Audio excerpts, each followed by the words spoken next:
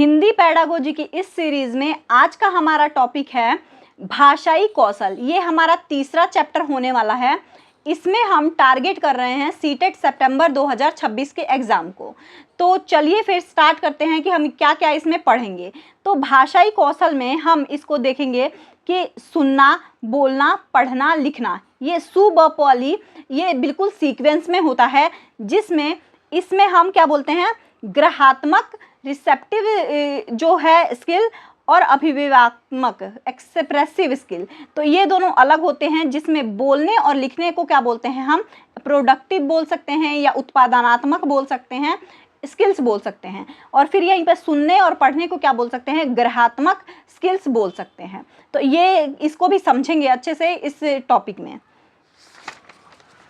फिर इसमें हम सुनना, श्रवण कौशल, फिर आता है मौखिक अभिव्यक्ति कौशल, फिर उसके पार्ट्स भी होंगे, फिर आता है क्या, वाचन या पठन जो है कौशल उसको, फिर लास्ट में आ जाता है हमारा लिखित अभिव्यक्ति कौशल।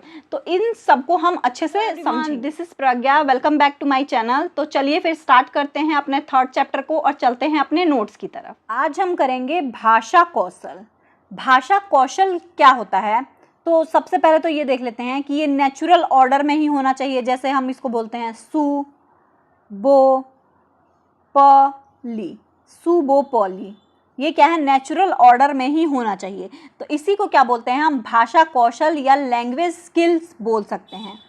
भाषा कौशल क्या है कि भाषा कौशल वह क्षमताएं हैं जिसके माध्यम से व्यक्ति भाषा को प्रभावी रूप से उपयोग करता है। ये 4 भागों में बटा हुआ है। कैसे, LSRW या सु बो प ली, ऐसे बोल सकते हैं इसको। इसमें अब देखिए, L लिसनिंग, इसको श्रवण कौशल बोलते हैं। सुनना, इसमें क्या आ जाता है, सुनना आ जाता है, सुनना आ जाएगा। फिर है S स्पीकिंग, वाचन या मौखिक कौशल बोल सकते हैं। इसमें क्या आता है, बोलना आ जाएगा, बोलना आ जाता है। फिर आता है R रीडिंग, पठन कौशल बोलते हैं, जिसमें आ जाता है पढ़ना, जिसमें क्या आ जाता है, पढ़ना। फिर आता है R राइटिंग, लेखन कौशल, जिसमें आ जाता है लिखना, लिखना। तो ये हमारे 4 जो हैं क्या है, लैंग्वेज स्किल्स या भाषाई कौशल बोल सकते हैं इसको हमने कैसे वर्गीकरण किया है, तो भाषा के कौशल को 2 भाग में हमने वर्गीकृत किया है। तो एक होता है ग्रहात्मक कौशल, जिसमें बच्चा भाषा को ग्रहण करता है, जिसमें क्या कर रहा है, ग्रहण कर रहा है, मतलब इसको क्या बोलते हैं, रिसेप्टिव बोल सकते हैं, रिसेप्टिव स्किल्स बोल सकते हैं या ग्रहात्मक कौशल बोल सकते हैं। जिसमें कौन किस किस चीज को ग्रहण करना है, लिसनिंग, सुनना और रीडिंग, पढ़ना, इन दोनों चीजों को क्या कर रहा है, वो ग्रहण कर रहा है। तो इसी को क्या बोलते हैं, ग्रहात्मक कौशल बोल देते हैं। दूसरा आ जाता है अभिव्यक्तात्मक कौशल बोल सकते हैं या उत्पादनात्मक कौशल भी बोल सकते हैं। जिसमें क्या आता है, एक्सप्रेसिव आ जाता है या प्रोडक्टिव स्किल्स बोला जाता है इसमें, जिसमें बच्चा भाषा का उत्पादन करता है, जैसे बोलना और लिखना, ये चीजें बच्चा करता है।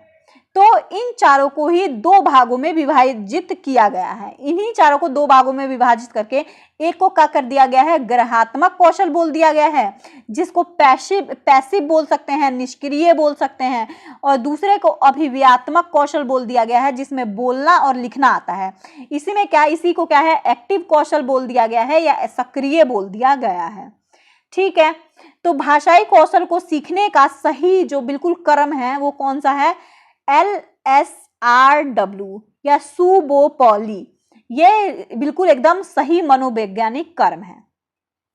तो इसमें क्या है, पहला कौशल कौन सा आता है, श्रवण कौशल, जो सुनने से रिलेटेड है, जो किससे रिलेटेड है, सुनने से रिलेटेड है। अब यहाँ पे श्रवण कौशल, सुनकर भाषा को समझने की क्षमता को, जो सुनकर भाषा को समझ रहा है उसी को क्या बोल सकते हैं, हम श्रवण कौशल बोलते हैं। ठीक बात है। तो इसी की विशेषता क्या होती है, इसकी विशेषता हो जाएगी कि यह सबसे पहला भाषा कौशल है, यह सबसे पहली भाषा कौशल है। कौन सी, श्रवण कौशल, जिसको सुनना बोलते हैं। इसमें भाषा सीखने की नींव रखी जाती है, भाषा सीखने की नींव रखी जाती है और ये ग्रहात्मक कौशल में आता है। ये किस में आएगा? ग्रहात्मक कौशल में आता है। इसका उद्देश्य क्या होता है? तो ध्वनि को पहचानना। इसका सबसे पहला उद्देश्य क्या है? ध्वनि को पहचानना, फिर शब्दों का अर्थ समझना और निर्देशों को समझना। ध्वनि को पहचानना, शब्दों का अर्थ समझना और निर्देशों को समझना ही इसका उद्देश्य माना गया है। लिसनिंग स्किल जो विकसित करने की विधियां क्या हो सकती हैं? तो हम मतलब इसको कैसे विकसित कर सकते हैं किसी दूसरे में? तो इसकी विधियां क्या हैं? तो सबसे पहले तो कहानी सुनाना, कहानी सुना के भी हम ये लिसनिंग स्किल को इम्प्रूव कर सकते हैं। जैसे शिक्षक कहानी सुनाए और बच्चे उसको ध्यान से सुने, तो ये क्या होता है कि लिसनिंग स्किल को क्या होता है? इम्प्रूवमेंट होता है। कविता पाठ, अब छंद, लय, उच्चारण को समझे, मतलब बिल्कुल छंद कैसे बोलना है, बिल्कुल लय में बोले, उच्चारण बिल्कुल अच्छे से बोले, तो इससे भी लिसनिंग स्किल डेवलप होती है। अगली है निर्देशात्मक गतिविधि, निर्देश दे दे के समझाए, जैसे खड़े हो जाओ, कॉपी खोलो, ये सारे निर्देश दे, तो इससे क्या होगा? ये बच्चा सुन के समझ रहा है ना बातों को, तो ये इससे क्या होगा कि उसके अंदर लिसनिंग स्किल जो है डेवलप होएगी। ऑडियो विजुअल सामग्री का भी यूज करें बच्चे को सुनने में, और इससे जैसे रेडियो, वीडियो रिकॉर्डिंग का प्रयोग करें बच्चे को उसका श्रवण कौशल को इम्प्रूव करने में। प्रश्न पूछना, सुनकर समझ की जांच करना, जैसे अब हम जो क्वेश्चन पूछ रहे हैं तो क्या उसने अच्छे से सुना, क्या वो अच्छे से जवाब दे पा रहा है या नहीं, तो ये चीज उसकी डेवलप होएगी, तो इसलिए ये चीज भी इसका इम्प्रूव करें। समूह चर्चा सुनना, समूह में चर्चा सुनना, जैसे अन्य बच्चों की बातचीत सुनना, अन्य बच्चों की बातचीत का सुनना, तो ये सारी चीजें भी क्या आ जाती हैं? लिसनिंग स्किल्स में आ जाती हैं। दूसरा हमारा आ जाता है मौखिक कौशल, ये इसको क्या बोलते हैं हम? ऑरल एक्सप्रेशन भी बोल सकते हैं, बोलने से रिलेटेड है ये। ऑरल एक्सप्रेशन मतलब बोलने से रिलेटेड है। इसमें क्या होता है? अपने विचारों को मौखिक रूप से व्यक्त करने की क्षमता होती है, मतलब इसमें क्या होता है? बोल सकता है इंसान। इसकी विशेषता क्या होती है? अभिव्यक्तात्मक कौशल आता है इसमें। अभिव्यक्तात्मक मतलब एक्सप्रेस कर सकता है अपनी चीजों को। भाषा प्रयोग का सक्रिय रूप पता चल जाता है उसको, कि एक्टिव रूप से भाषा को प्रयोग कैसे करना है, वो चीज पता चल जाती है उसको। आत्मविश्वास बढ़ता है इससे, उसका क्या होता है? आत्मविश्वास बढ़ता है, कॉन्फिडेंस बिल्ड होता है। अब स्पीकिंग के प्रकार, अब प्रकार में क्या आ जाता है? नियंत्रित वाचन, नियंत्रित वाचन बोलते हैं जिसके, जो मतलब नियंत्रण, मतलब कंट्रोल होए उसके ऊपर, जैसे शिक्षक द्वारा निर्देशित बोलना, मतलब जितना ही निर्देश दिया है उतना ही बोला, तो उस शब्द को दोहराना या वाक्य पढ़ना, तो ये सारी क्या चीज हो जाती है कि स्पीकिंग का ये चीज हो जाती है। अर्थ का निर्माण, निर्मित वाचन, मतलब अब वो क्या करे? वो चीजें सुन के उसका अर्थ निकाल पाए। संकेतों के आधार पर बोलना, मतलब कोई संकेत दे रहा है, उसका अर्थ निकाल के उसको बोल रहा है। जैसे चित्र देखकर कहानी बताना, चित्र दिखाया और कहानी बताने को बोल दिया, तो ये क्या हो गया कि ये उसके अंदर क्या हो गई? स्पीकिंग स्किल को हम डेवलप कर रहे हैं। संकेत शब्दों से वाक्य बनाना, जो संकेत शब्द दिए, कुछ कुछ वर्ड दिए, उससे उसको पूरा वाक्य बनाने को बोल दिया गया है। मुक्त वाचन, मुक्त वाचन स्वतंत्र रूप से बोलना, हमने उसको खुला छोड़ दिया है कि तू जो मन करे वो बोल। आत्म परिचय, मतलब मेरा परिचय लिखो, तो उसमें बच्चा अपने हिसाब से, अपने विचार से कुछ भी लिख सकता है। अपने अनुभव बताना, अपने अनुभव को बताना, तो बच्चा वो कुछ भी कर सकता है। औपचारिक वाचन, औपचारिक वाचन में मतलब बिल्कुल फॉर्मल तरीके से बोलना। फॉर्मल तरीके से बोलने में क्या आ जाएगा? भाषण देया, वाद विवाद, प्रस्तुति, ये सारी चीजें क्या आ जाएगी? औपचारिक रूप से बोलना, मतलब बिल्कुल एक सभ्य भाषा का प्रयोग करना है, सभ्य तरीके से बैठना है, सभ्य तरीके से बहुत सारे लोगों के बीच में बोलना है, तो इसको क्या हो गया? औपचारिक वाचन हो गया। अनौपचारिक वाचन, अनौपचारिक वाचन जैसे नॉर्मल बातचीत की भाषा में हम कोई भी लैंग्वेज कैसे भी बोल सकते हैं, तो ये अनौपचारिक भाषण हो सकता है।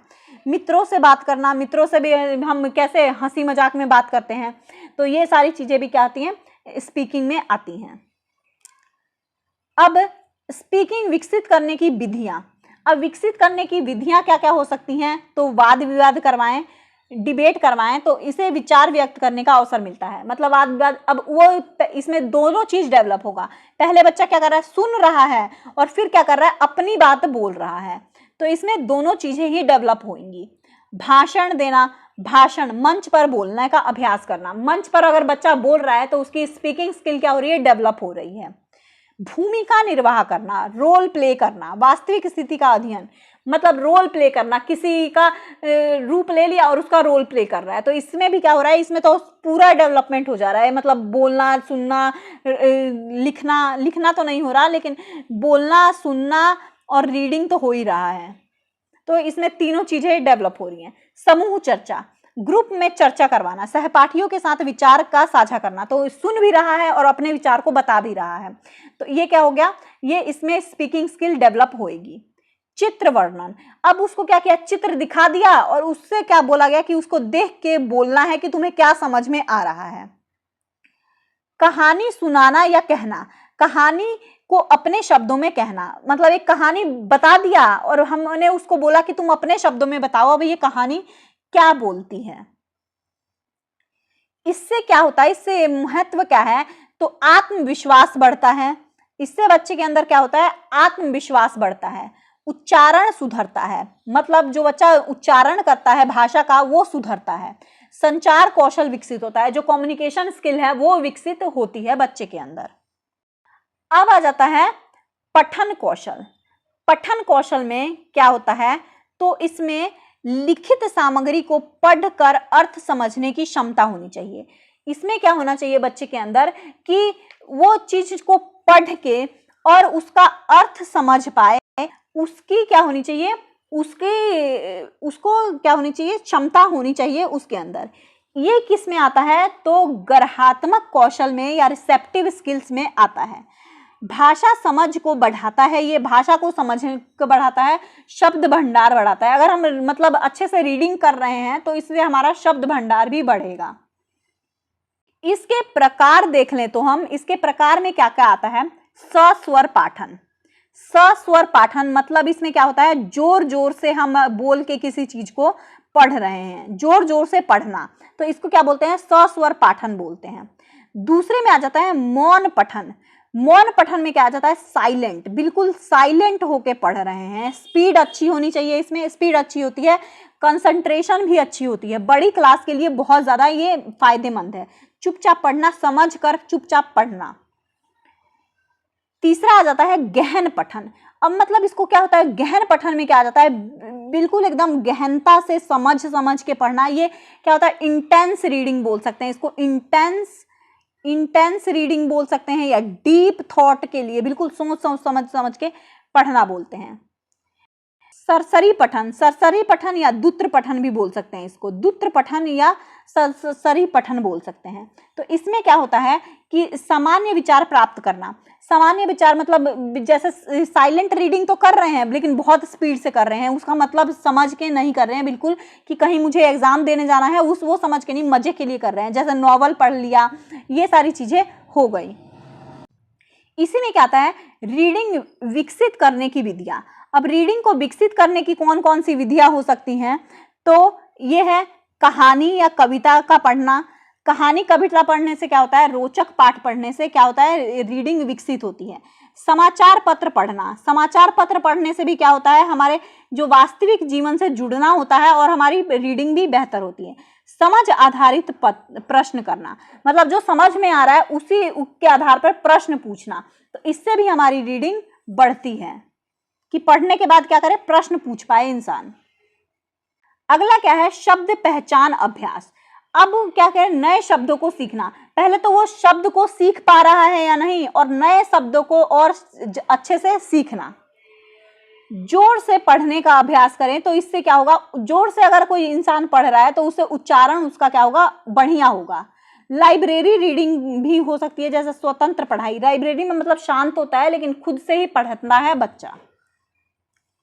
इसका उद्देश्य क्या हो सकता है, तो इसका उद्देश्य है समझ विकसित होती है इससे, और क्या करते हैं, शब्दावली बढ़ता है, फिर सूचना होती है। अब ये सारी चीजें हो जाती हैं।